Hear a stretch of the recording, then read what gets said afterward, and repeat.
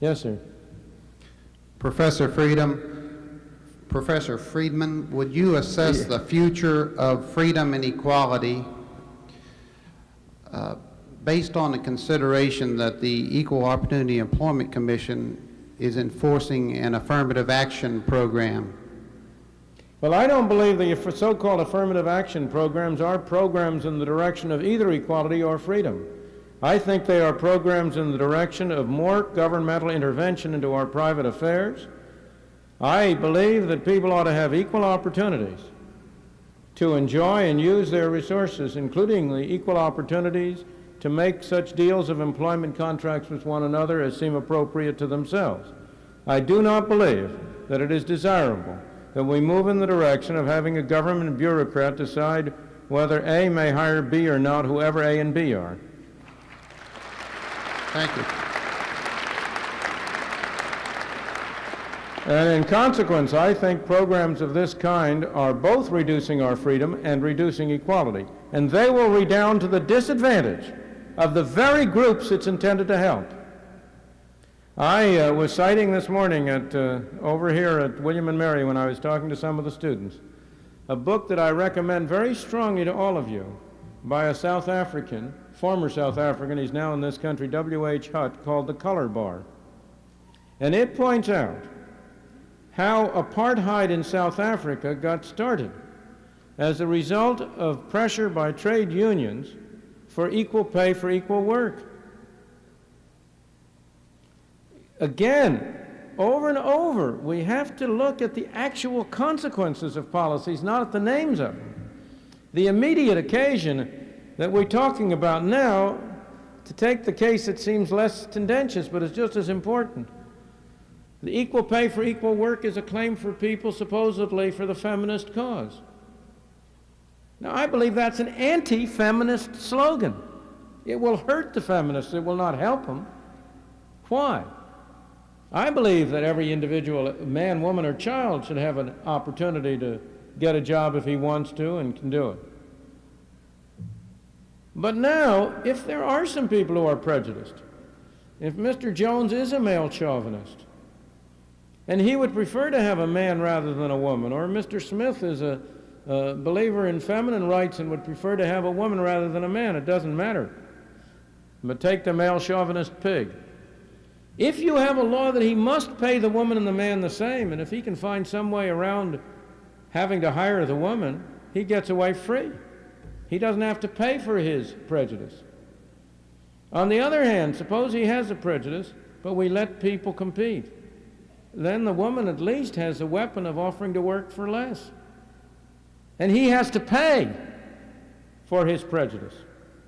The free market, by enabling people to compete openly, is the most effective device that has ever been invented for making people pay for their prejudices, and thus for making it costly for them to exercise it. And what you do when you impose the equal pay for equal work law is that you make the expression of prejudice costless. And as a result, you harm the people you intend to help. Now, you may think this is purely hypothetical. I assure you there have been some careful statistical studies of this kind of phenomenon which show exactly these results. Yes, sir. I guess I'm supposed to go over to here. Yes, sir. Professor Friedman, you would support equality of opportunity. Is it not a possibility that one of the most effective ways to gain equality of opportunity is to eliminate some of the income disparity? That is, it's a possibility that there is some base level of income that people need to have in order to guarantee opportunity, equality of opportunity. And on this grounds, is this one of the grounds that you would support a negative income tax as perhaps an efficient way of seeing that children have an opportunity to, aren't eliminated from the equality of opportunity? Well, you've raised a number of issues, all of which are difficult ones, and so I'm going to have to try to answer them simply, and I will not be able to go into the full detail because they are very important issues that you have raised.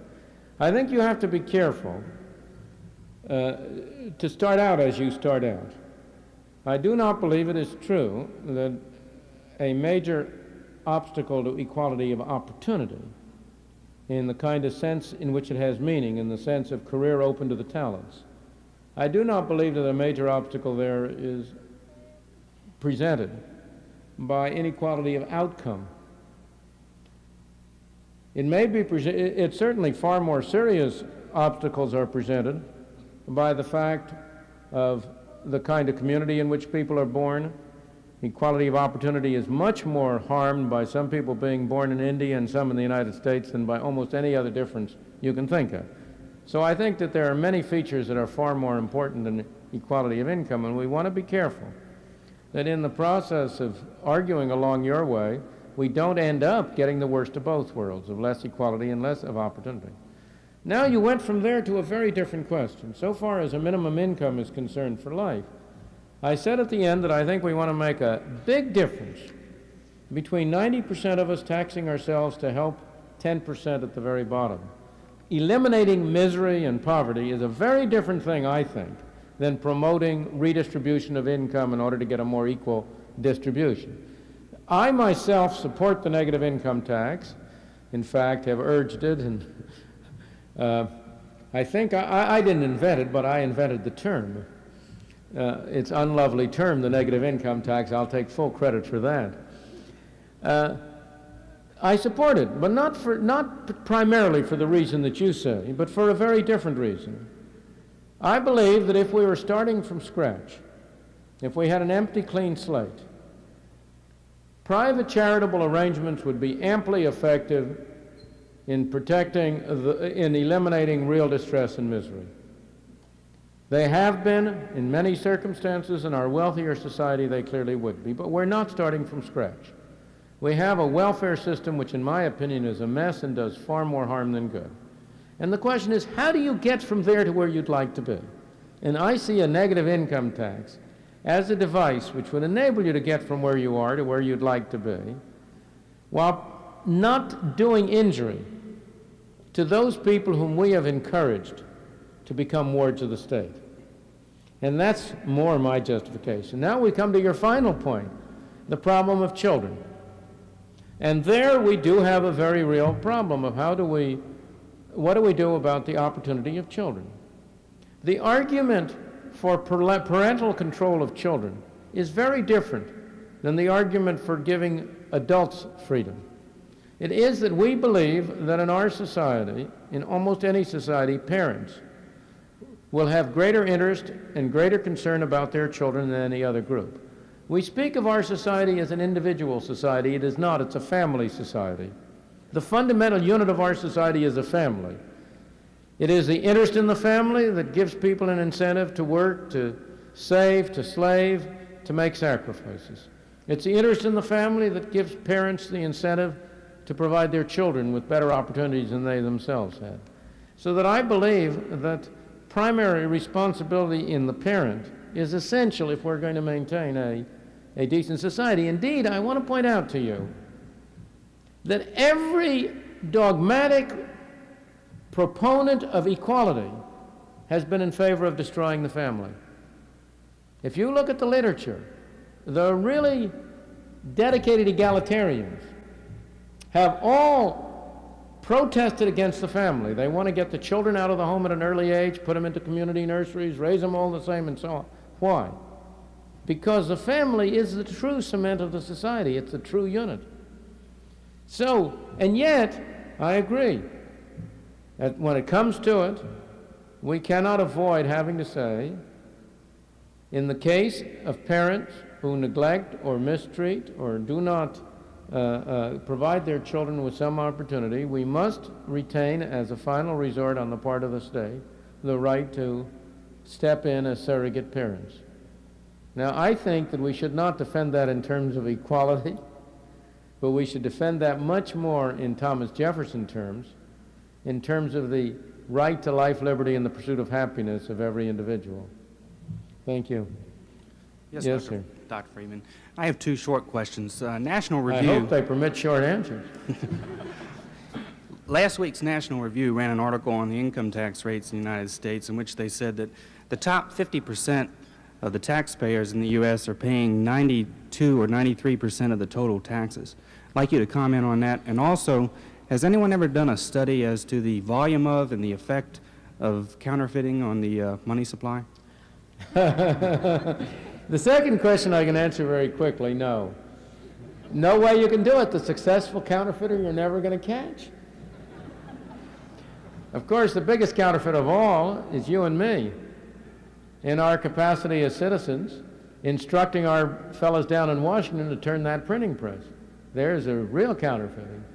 And we have done studies of that, legal counterfeiting. But illegal counterfeiting, no.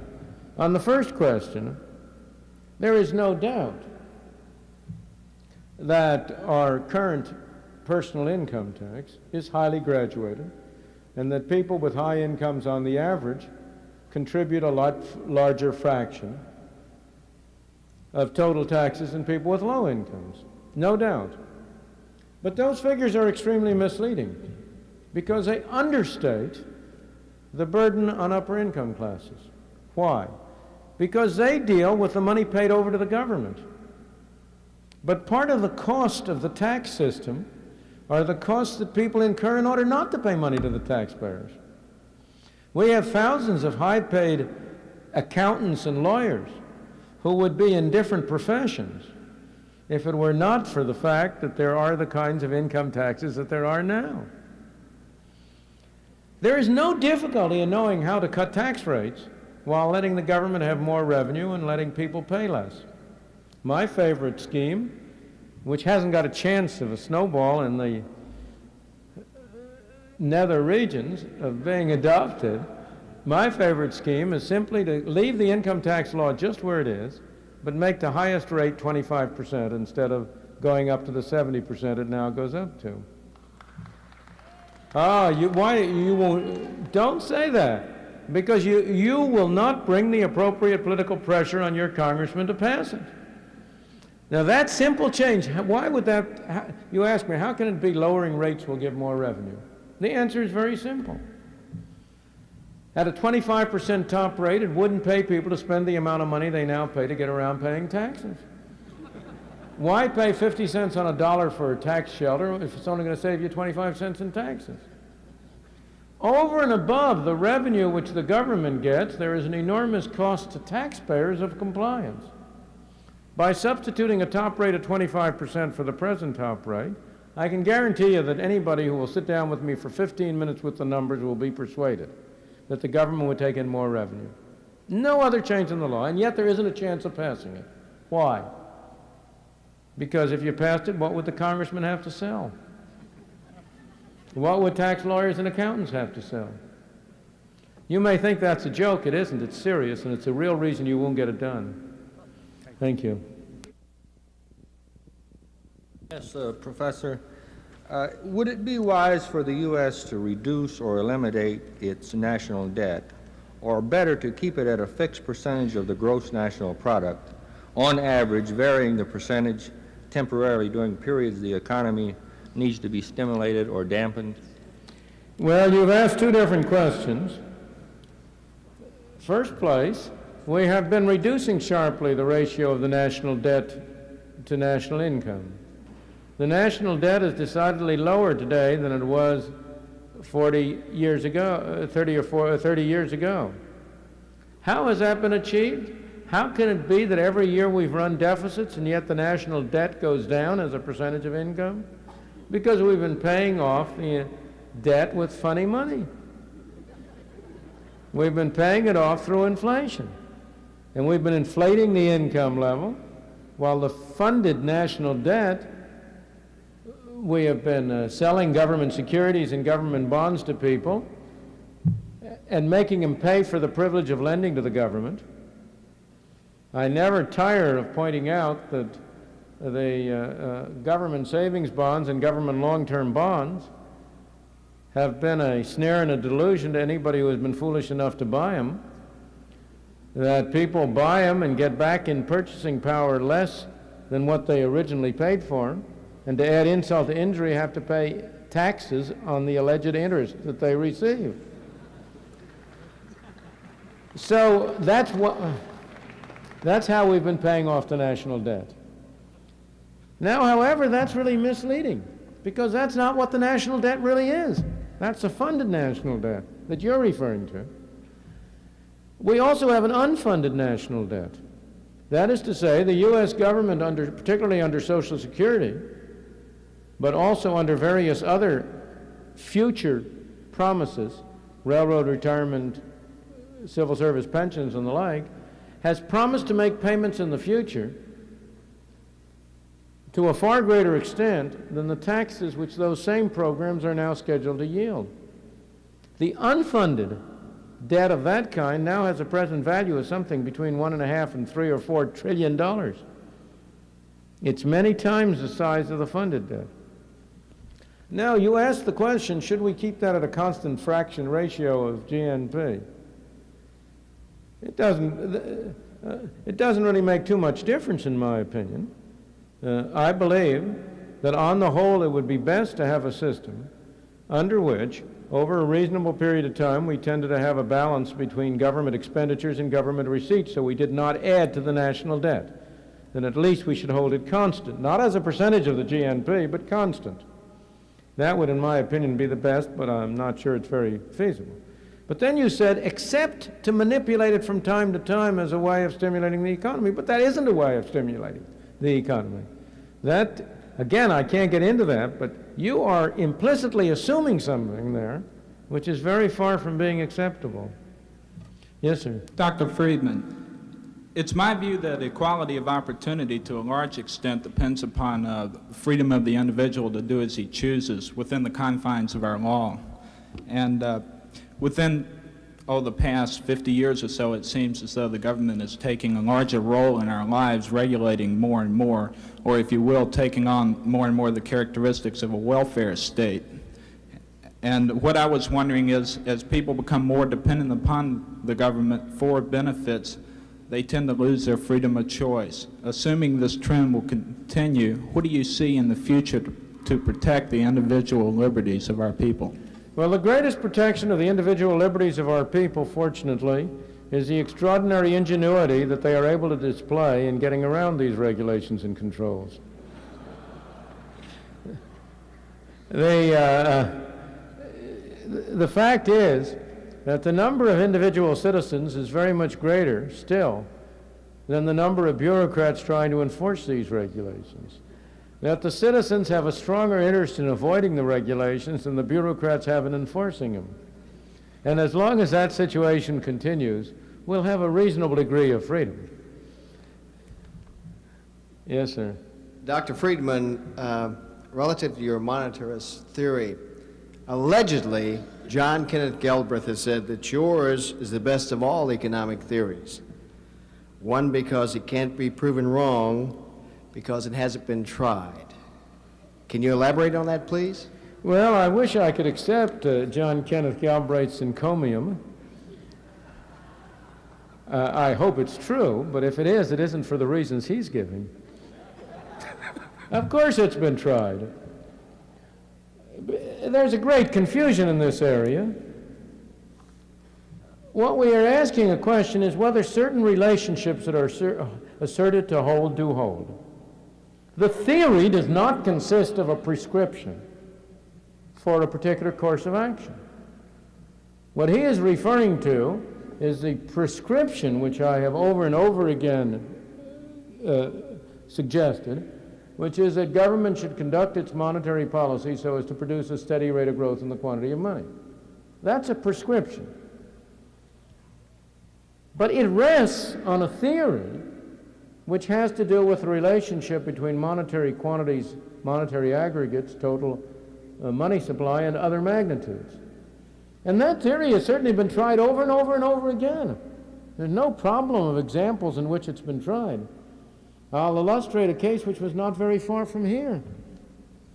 In the Civil War, in the war between the states, as I guess you people here would refer to it, in the war between the states, the South, the Confederacy, financed the war primarily by printing money, and you had a very nice inflation running here, something like 4% a month, as a way of financing the war. At one point late in the war, the Northern armies overran the places where the printing presses were. And it took them about 3 weeks to move the printing presses to a new location. In the meantime, they couldn't print any more pieces of paper, and lo and behold, the inflation stopped. Well, now that's a pretty good trial of the theory, isn't it?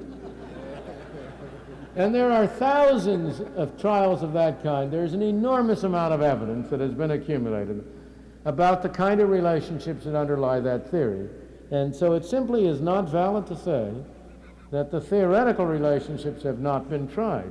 What is true is that the policy prescription has not been tried. Thank you. Yes, sir. Yes, Dr. Friedman, I'd like first to thank you for the opportunity to approach you. And I'll ask this question. Although I'm largely in favor of the free enterprise system, I'm rather troubled by the broadcast industry, particularly television. It's quite good at doing what free enterprise does so well. It pleases the masses. But it would seem to do so at the expense of creating a lot of, I think, generally undesirable social connotations. Here it seems the free enterprise system breaks down. What's your reaction? Not at all. What breaks down is that the free enterprise system is not allowed to operate in television. I agree with the criticisms you make of television and radio, but we have to ask why. And the answer is because we do not have a free enterprise television and radio system. We have a government-controlled radio and television system. You cannot broadcast over the airwaves unless you get a license from the Federal Communications Commission. You cannot keep that license unless you accept the rules and regulations which the Federal Communications Commission lays down on you. The Federal Communications Commission has decreed that advertisers shall get special privilege over TV and radio. And in effect, they have subsidized in this way, in large mass, the advertising industry. I am in favor of a free enterprise radio and television system. What do I mean by that? I believe that the U.S. government should hold an auction. It should auction off the rights to television and radio channels, converted into private property. Here is a certificate, and just as you have a deed entitling you to a certain piece of land, so you would have a certificate entitling you to ownership over the right to broadcast at such and such a frequency, such and such a power, between such and such hours, from such and such place. Now, once you had that, it would be private property. You could recombine it with other people. You could buy some other people's rights to get a broader channel. You could switch yours for somebody else, just as you can recombine land. Moreover, once you did that and auctioned them off and sold them off, you could then abolish the FCC. And you could then have a radio and a TV system that would be just as free and just as open as the print media are now. The reason you have the problems you mention in radio and TV is because the Federal Communications Commission has prevented for decades the development of systems of pay TV, of arrangements for providing television and radio programs under a means whereby the listener or the viewer paid directly for what he saw or heard, and therefore in which the customer had something to say. Today, any viewer who is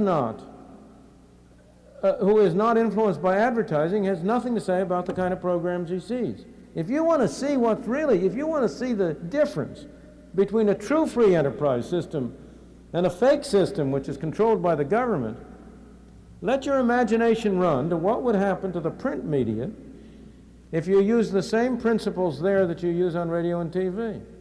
Suppose you were to pass a law saying that no printed matter can be distributed except free of charge, that you cannot charge anybody for print media. Now today you have print media, some of which is distributed free of charge, neighborhood advertising newspapers and the like, propaganda pamphlets, party platforms.